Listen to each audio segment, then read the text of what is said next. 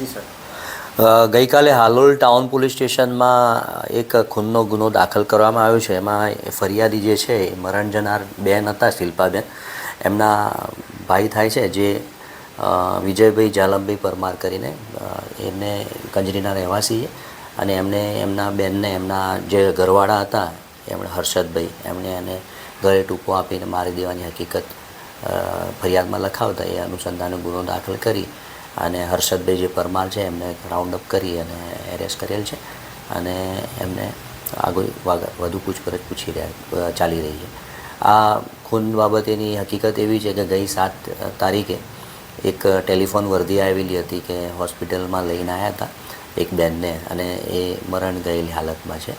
એટલે એ આધારે અમારા હાલોલ ટાઉન પોલીસ સ્ટેશનના અધિકારીઓ ત્યાં જઈ અને એમની વિગત જોતા આ કામના જે જાહેરાત આપનાર હતા એ તથા જે ખૂનના ગુનાના જે આરોપી છે હર્ષદભાઈ, એ અમારે કંઈ કરવું નથી, અમને લાશ સોંપી દો એવી હકીકત જણાવતા હતા.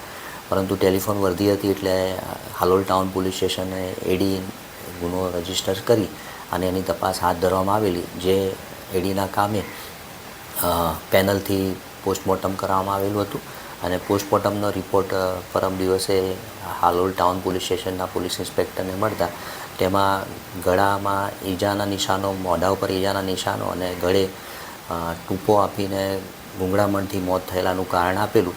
જે આધારે આ બેનના ભાઈને બોલાવી અને ગઈકાલે આ ગુનો રજીસ્ટર કરવામાં આવેલો છે. આ બનાવ હકીકત એવી છે કે બંને પતિ પત્ની વચ્ચે બેને પ્રેમ લગ્ન કરેલા હતા. એટલે જે મરણ જનાર છે એમના પિયર સાથે કોઈ સંબંધો ના હોય અને અવારનવાર એ બાબતે એમને ઘરકંકાસ થતો હોય, એનાથી કંટાળીને આ કૃત્ય કરેલો હાલમાં આરોપીની પ્રાથમિક પૂછપરછમાં ધ્યાને આવેલ છે. કરી દીધી, આરોપીને ધરપકડ કરી દીધી છે અને આજ રોજ એને વધુ તપાસ માટે ચાલી રહી.